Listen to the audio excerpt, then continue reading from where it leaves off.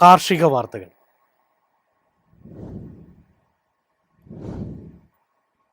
സംസ്ഥാനത്തെ റബ്ബർ കർഷകർക്ക് സമാശ്വാസവുമായി കൃഷിവകുപ്പിന്റെ കേര പദ്ധതി. ലോകബാങ്ക് സഹായത്തോടെ നടപ്പാക്കുന്ന കേര പദ്ധതിയിലൂടെ റബ്ബർ പുനർനടീലിന് ധനസഹായം നൽകും. ലോകബാങ്കിന്റെ സഹായത്തോടെ നടപ്പാക്കുന്ന കേരള കാലാവസ്ഥാ അതിജീവന കാർഷിക മൂല്യവർദ്ധക വിപണന ശൃംഖല നവീകരണ പദ്ധതിയിലൂടെയാണ് റബ്ബർ പുനർനടീലിന് സഹായധനം നൽകുന്നത്. ഉൽപാദനക്ഷമത കുറഞ്ഞ പഴയ റബ്ബർ മരങ്ങൾ മുറിച്ചുമാറ്റി കാലാവസ്ഥാ വ്യതിയാനത്തെ ചെറുക്കാനും കൂടുതൽ വിളവ് നൽകാനും കഴിയുന്ന പുതിയ ഇനങ്ങളാണ് പദ്ധതിയിലൂടെ പ്രോത്സാഹിപ്പിക്കുന്നത്.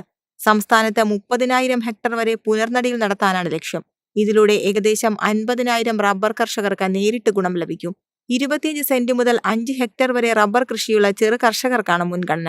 ഓരോ കർഷകനും പരമാവധി 2 ഹെക്ടർ വരെയുള്ള പുനർനടീലിന് ഹെക്ടറിന് 75,000 രൂപ വീതം സഹായം ലഭിക്കും.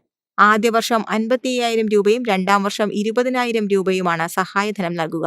ശാസ്ത്രീയ കൃഷിരീതികളും കാലാവസ്ഥാ പ്രതിരോധ ശേഷിയുള്ള റബ്ബർ തൈകളും പദ്ധതിയുടെ ഭാഗമാകും.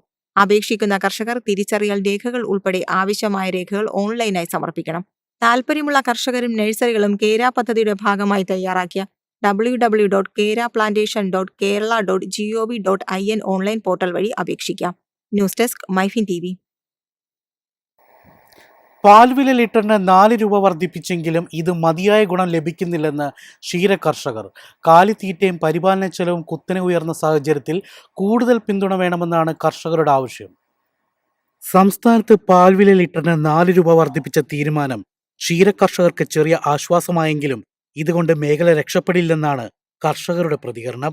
വർദ്ധിപ്പിച്ച തുകയിൽ 3 രൂപ 35 പൈസ മാത്രമാണ് കർഷകന് ലഭിക്കുക. നിലവിൽ 1 ലിറ്റർ പാലിന് 43 മുതൽ 44 രൂപ വരെയാണ് കർഷകർക്ക് ലഭിക്കുന്നത്. പുതിയ വർധനവോടെ ഇത് 46 മുതൽ 47 രൂപ വരെയാകും. എന്നാൽ എല്ലാ കർഷകർക്കും ഈ വർധന ഒരുപോലെ ലഭിക്കില്ല. പാലിലെ കൊഴുപ്പിന്റെയും കൊഴുപ്പിതര ഘടകങ്ങളുടെയും അടിസ്ഥാനത്തിലാണ് വില നിശ്ചയിക്കുന്നത്.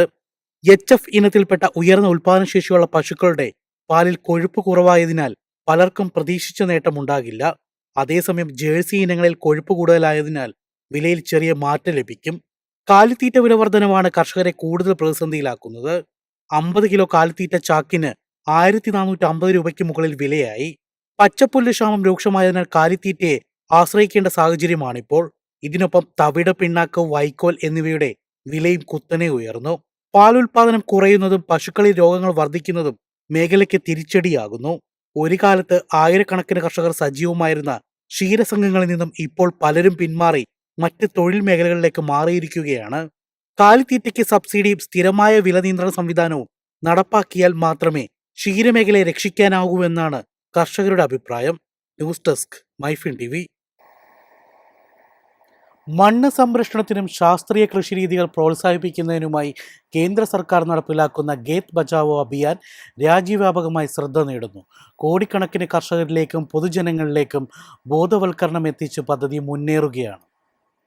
രാജ്യത്തെ കാർഷിക മേഖലയുടെ ദീർഘകാല സുസ്ഥിരത ഉറപ്പാക്കാൻ കേന്ദ്ര കാർഷിക ഗവേഷണ കൗൺസിൽ നടപ്പിലാക്കുന്ന ഖേത് ബച്ചാവോ അഭിയാൻ വൻ വിജയത്തിലേക്ക്. ശാസ്ത്രീയമായ വളപ്രയോഗവും മണ്ണ് സംരക്ഷണവും പ്രോത്സാഹിപ്പിക്കുന്ന ദേശീയ ക്യാമ്പയിൻ ഇതിനകം 2.71 കോടിയിലധികം പൗരന്മാരിലെത്തി. 12,979 ബോധവൽക്കരണ ക്യാമ്പുകളും സെമിനാറുകളും സംഘടിപ്പിച്ചു. 7.17 ലക്ഷം കർഷകർക്ക് നേരിട്ട് പരിശീലനവും ബോധവൽക്കരണവും നൽകി. മണ്ണ് പരിശോധനയുടെ അടിസ്ഥാനത്തിൽ മാത്രം വളപ്രയോഗം നടത്തുക, രാസവളങ്ങളുടെ അമിത ഉപയോഗം കുറയ്ക്കുക എന്നിവയാണ് പ്രധാന സന്ദേശങ്ങൾ.